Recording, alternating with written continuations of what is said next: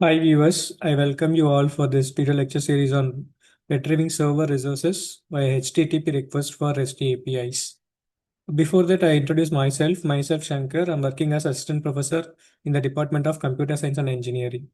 Let's go to the video.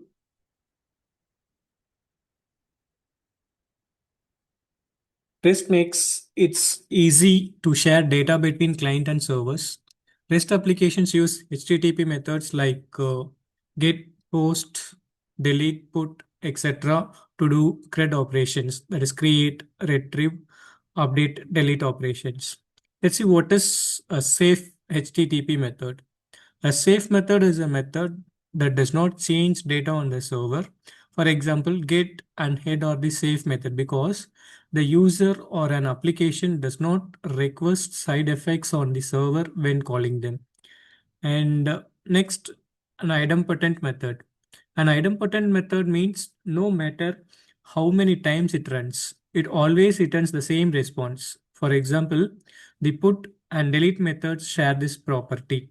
However, it is possible that a sequence of several requests is not idempotent, even if all of the methods executed in that sequence are idempotent. So, a series of requests is idempotent if a single execution of the entire series always returns the same results.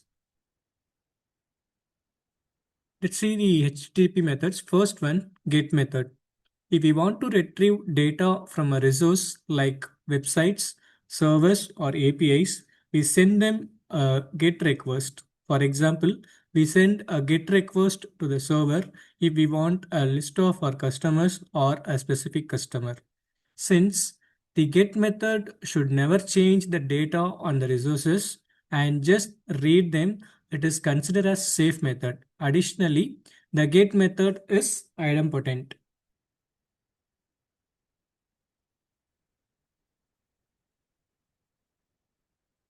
For testing an API with get method, when we want to test an API, the most popular method that we use is the get method. Therefore, if the resource is accessible, the API returns 200 as a status code, which means OK. Along with 200 status code, the server usually returns a response body in the form of XML or JSON format. If the server does not support the endpoint, the server returns the 4.4 status code, which means not found.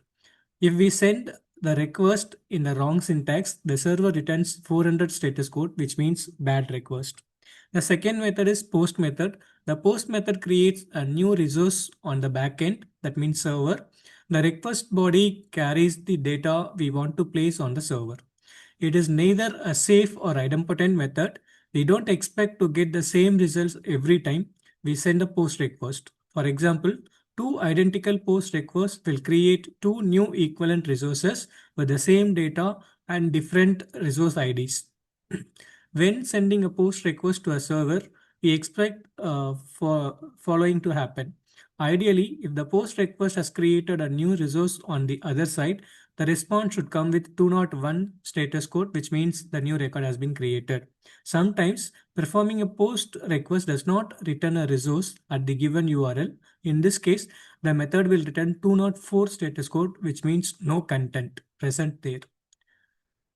Since the post method creates a data, we must cautious about changing data. Testing all the post methods in API is highly recommended.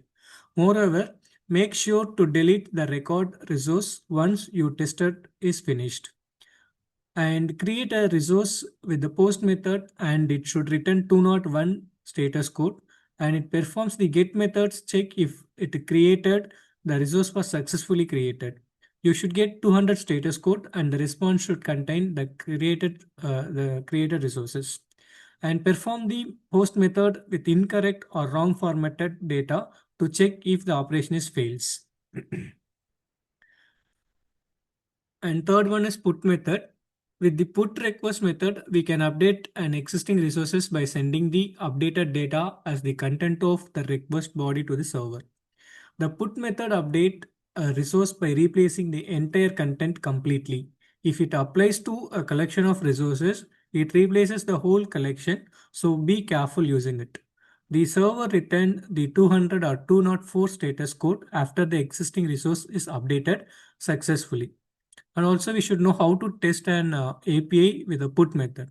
The put method is idempotent and it modifies the entire resources so that to test the behavior, we make sure to do the following operations.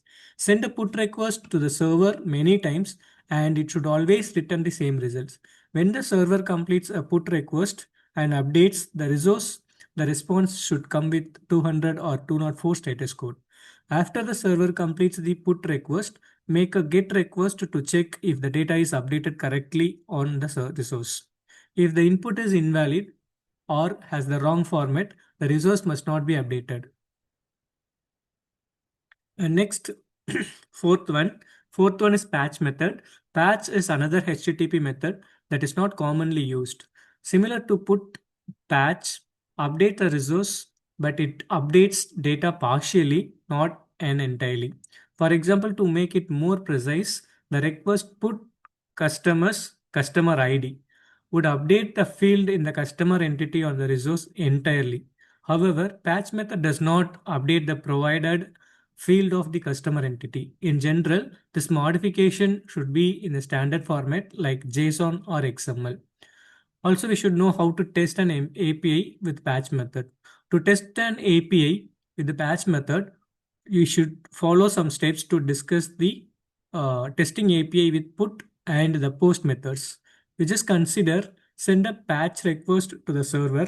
The server will return 200 something first as a HTTP status code, which means the request successfully received, understood, and accepted. Perform the GET request and verify that the content is updated correctly or not. If the request is payload is incorrect or ill formatted, the operation must fail. Fifth one, delete method. As the name suggests, the delete method deletes resources. The delete method is idempotent. Regardless of the number of calls, it returns the same result. Most API always return the 200 status code even if we try to delete a deleted resource, but in some APIs. If the target data no longer exists, the method call would return a 404 status code.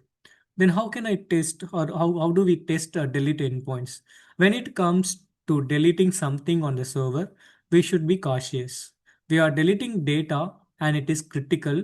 First, make sure that deleting data is acceptable, then perform the some actions. First one, call the post method to create a new resource. Never test delete with actual data. For example, first create a new customer and then try to delete the customer you just created. And second, make the delete request for a specific resource. For example, you may give delete as a method, customer as an entity, and for endpoint like customer ID. It deletes a customer with a specified customer ID. And third one, call the get method for the deleted customer, which would return 404 as the resource no longer exists. And sixth one, head method. The head method is similar to get method, but it does not have any response body. So if it mistakenly returns the response body, it must be ignored. For example, if you're using get as method, customers as endpoint. So it returns a list of customers in its response body. Also the head customer, if you are giving, it also do the same, but it does not return the list of customers. Before requesting the get endpoint, we can make a head request to determine the size of the file or data that we are downloading. So therefore, the head method is safe and idempotent. How can we test this method, this head method in the sense?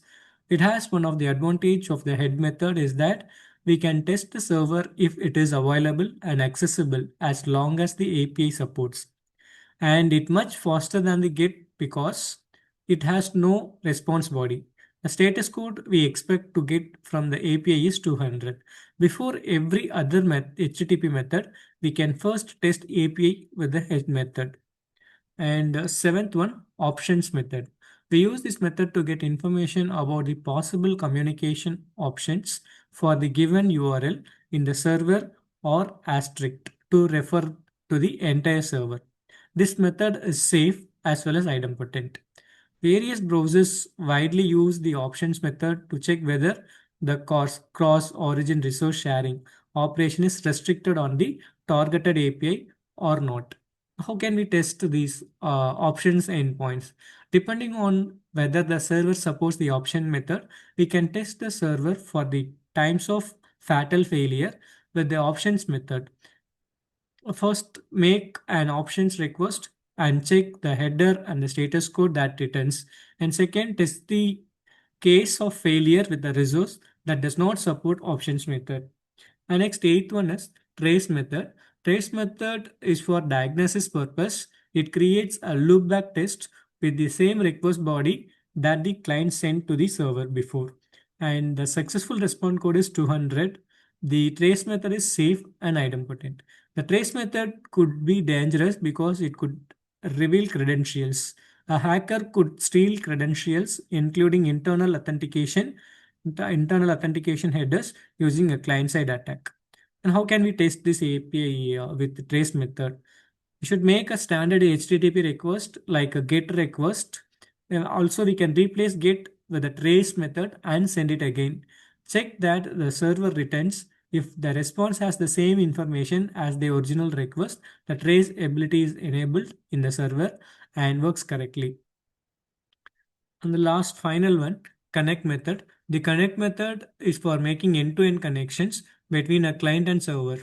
It makes a two-way connection like a tunnel between them. For example, we can use this method to safely transfer a large file between the client and server. I thank you all for watching this lecture. Thank you. Thank you once again.